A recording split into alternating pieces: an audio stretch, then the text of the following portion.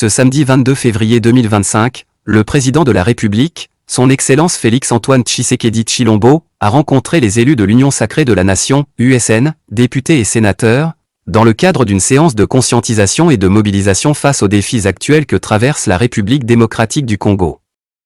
Le chef de l'État a salué la bravoure de certains membres du gouvernement, notamment la première ministre Judith Suminwa, le vice-premier ministre Jean-Pierre Bemba, le ministre de la fonction publique Jean-Pierre Liaou, ainsi que le ministre d'État en charge de l'aménagement du territoire, Guy Lohando. Il a reconnu leur engagement et leur dévouement pour le bien-être de la nation.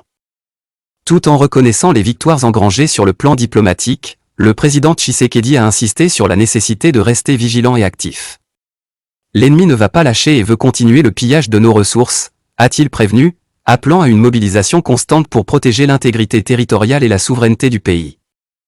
Le président a rappelé que le combat serait rude, mais que le peuple congolais ne devait pas abandonner. Nous devons déboulonner ce système, a-t-il martelé, soulignant l'importance de l'unité nationale.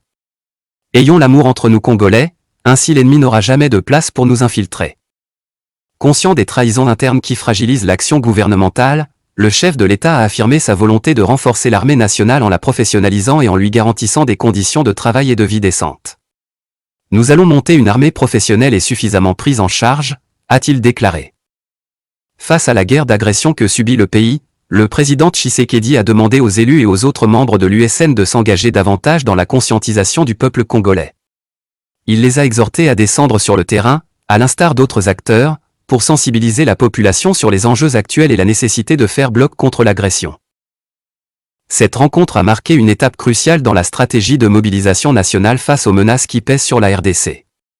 Le message du président Tshisekedi est clair, la victoire passe par l'unité, la vigilance et l'engagement total de chaque Congolais pour défendre la nation. Le président de la République, Félix Tshisekedi, a fait une annonce majeure, la mise en place imminente d'un gouvernement d'union nationale et des changements au sein de la direction de l'Union sacrée. En déclarant qu'il compte aller, certainement vers un gouvernement d'union nationale, Félix Tshisekedi semble vouloir donner une nouvelle orientation à l'exécutif en intégrant d'autres forces politiques au sein du pouvoir. Cette initiative pourrait être motivée par le besoin de renforcer la cohésion nationale face aux nombreux défis politiques, économiques et sécuritaires que traverse le pays. Au-delà de la formation d'un nouveau gouvernement, le chef de l'État a également évoqué des réformes au sein de l'Union sacrée, la plateforme politique qu'il a soutenue lors des dernières élections. Cette restructuration pourrait viser à consolider l'unité du regroupement et à redéfinir ses objectifs stratégiques pour le nouveau quinquennat. Si les détails de ces changements restent encore flous, des sources proches du pouvoir indiquent que certains poids lourds de l'Union sacrée pourraient être écartés, tandis que de nouvelles figures feraient leur entrée dans la gestion de la coalition. Cette annonce marque un tournant politique important en RDC, où l'équilibre des forces pourrait être redéfini dans les prochaines semaines. Plusieurs observateurs estiment que ce remaniement pourrait permettre à Félix Tshisekedi de consolider son autorité et d'assurer une gouvernance plus efficace, notamment dans la gestion des crises sécuritaires à l'est du pays et dans la mise en œuvre de son programme pour les 5 prochaines années. Alors que les tractations politiques s'intensifient en coulisses, une question demeure, quelles seront les forces politiques intégrées dans cette nouvelle dynamique ? Et quelles conséquences pour l'opposition et les ambitions des cadres de l'Union sacrée ?